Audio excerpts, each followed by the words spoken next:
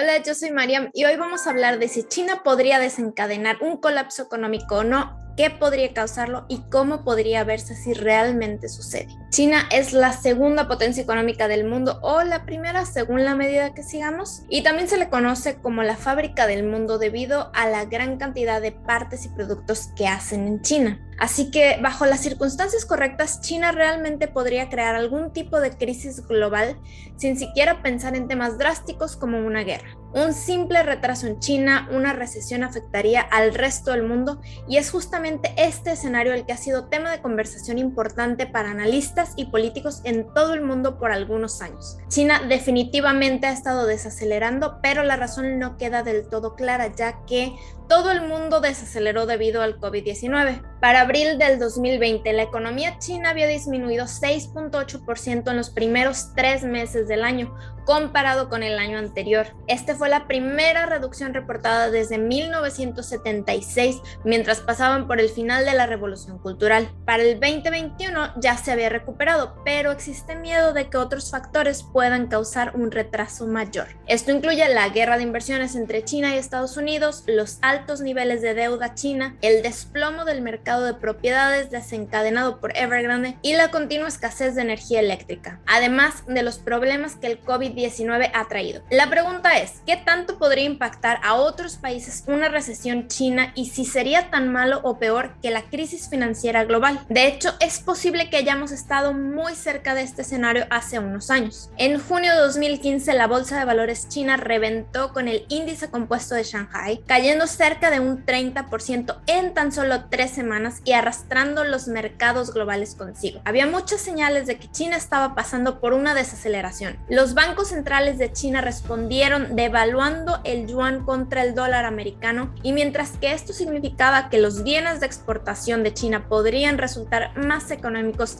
y por tanto más atractivos, esta movida sorprendió al mercado global, haciendo que billones de dólares dejaran el país. Después de todo, nadie quiere sus fondos atados a una situación inestable. Este éxodo de efectivo causó que los bancos tuvieran poco capital, que es exactamente lo que vimos durante la crisis financiera global. Cuando los bancos tienen poco capital, no pueden prestarle a los negocios y la economía se estanca. Una falta de liquidez en el mercado es uno de los desencadenantes claves de una crisis financiera mayor. Otro de estos factores es un alto nivel de deuda. China ya cuenta con este factor, pero de eso hablaremos más adelante. Para octubre, el Fondo Monetario Internacional estaba teniendo juntas de emergencia sobre si la situación en China resultaría en otra crisis financiera global. Ahora, ya sabemos que esto se evitó con algunos movimientos en las políticas que a su vez evitaron que los fondos salieran del país. China sobrevivió a la crisis y el mundo pronto olvidó que esto sucedió, pero por un momento la situación fue realmente crítica. Pero podría suceder de nuevo. El año pasado, en una entrevista, Tom Orlik, economista en jefe de Bloomberg y autor del libro China, la burbuja que nunca estalla, describió cómo cree él que podría suceder. Dijo que podría comenzar con el incumplimiento de un solo préstamo de un prestatario. Los bancos recalculan los riesgos asociados con prestarle a prestatarios más pequeños, comienzan a retirar préstamos, se niegan a refinanciar préstamos. El incumplimiento se propaga y lo que comenzó como un incumplimiento aislado se extiende a ser una crisis sistemática. Y entonces tenemos un choque que se autoalimenta, similar al que vimos en Estados Unidos después de la quiebra de Lehman Brothers en 2008. En este escenario, si el crecimiento de China regresa a 4 o 5% anuales después del desplome por el COVID, tendremos un periodo de contracción de la economía china. Si has estado siguiendo las noticias, este escenario podría sonar algunas alarmas porque es exactamente lo que vimos que sucedió con el gigante de propiedades chinos Evergrande. Esto nos lleva al escenario actual más probable que podría desencadenar en una crisis global desde China. Evergrande es el deudor de bienes raíces más grande del mundo, con una deuda aproximada de 300 billones y al borde del colapso si el gobierno chino no lo apoya. Y la crisis ya está dando llamadas de alertas a niveles sistemáticos. Unas cuantas semanas después de que Evergrande incumpliera, otro gigante de propiedades, Fantasia, también incumplió su pago por más de 200 millones de dólares. Con miedo de que pudiera ser otro caso como el de Lehman Brothers, el secretario de Estado Estado Antony Blinken alertó que la caída de la compañía podría afectar literalmente a todo el mundo. La razón es que el historial de crecimiento de China recae muchísimo en el sector de bienes raíces. Desde 2016, las bienes raíces y el trabajo de construcción componen el 30% del Producto Interno Bruto. Según algunos estimados, en 2000 era solamente del 10%. De hecho, el mercado de las propiedades en China está valuado actualmente en cerca de 60 trillones de dólares. Mientras que un colapso en las propiedades en China sería terrible,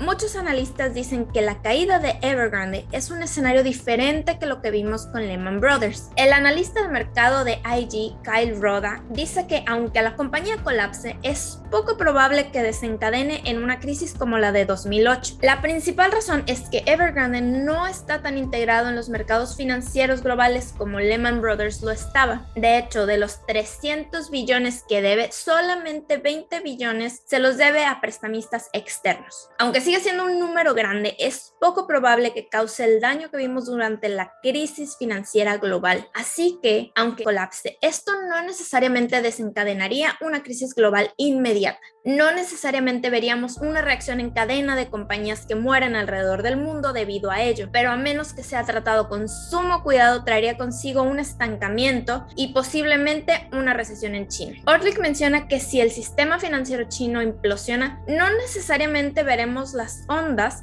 de manera inmediata. Lo que sí ve con mayor premura es el colapso de la bolsa de valores global, con los inversionistas moviendo el dinero fuera de activos de mayor riesgo. El impacto más importante sería el efecto dominó que causaría en la economía mundial. Los países que principalmente exportan materias primas a China serían los que se verían más afectados. Un ejemplo de esto es Australia, que exporta el 70% de su mineral de hierro a China. El mineral de hierro es una de las fuentes de exportación más grandes de Australia, con un valor aproximado de 117 billones de dólares. Y por supuesto, el mineral de hierro es un ingrediente clave en la fabricación de acero, que se utiliza principalmente en la construcción de China. De hecho, Roda asegura que en caso de un tropiezo financiero y un desacelere económico en China, la economía de Australia y el mercado bursátil serían los más afectados. No muy buenas noticias para los australianos. Este potencial desacelere económico en China también impactaría la demanda de los consumidores chinos, lo que a su vez afectará a países en el área como Tailandia. Por ejemplo, si el sector manufacturero de China se alenta, esto afectará a otros países asiáticos que están atados a su cadena de suministro de electrónicos. Si los productores de electrónicos se frenan, esto tendrá un impacto negativo en Japón, Corea y Filipinas, mientras que la demanda de otras materias primas como el petróleo bajaría considerablemente. Esto afectaría a los exportadores de petróleo como Venezuela. Sin embargo, Orlik dice que en el caso de que China se ralentizara o incluso tuviera una recesión, no todos los países se verían tan afectados. Estados Unidos y Europa, por ejemplo, verían un poco menos el impacto. Así que es importante estar atentos a la crisis de Evergrande, algo que los analistas y políticos ya están haciendo. Esta crisis no pudo haber venido en un peor momento, pues ya hay muchos otros factores que están haciendo que la economía china titubee. Actualmente China enfrenta una escasez de energía eléctrica, causando que más de la mitad de las provincias chinas tengan que racionar la electricidad. Hay varias razones para esto. Una de ellas es la restricción del uso de carbón para lograr las metas de emisiones de carbón, así como los límites de los precios del gobierno sobre la electricidad. Pero el impacto es que esto ha interrumpido las cadenas de suministro del mundo. La verdadera preocupación es que podríamos ver los precios de artículos de uso diario dispararse, que es como se ve la inflación sin el aumento de sueldos. Además de eso, las grandes compañías de electrónicos, incluido Apple, dependen hasta cierto punto de China para suministrar sus productos. Dependiendo de por cuánto tiempo estas cadenas de suministro sigan a paso lento, algunas compañías electrónicas podrían incluso quebrar.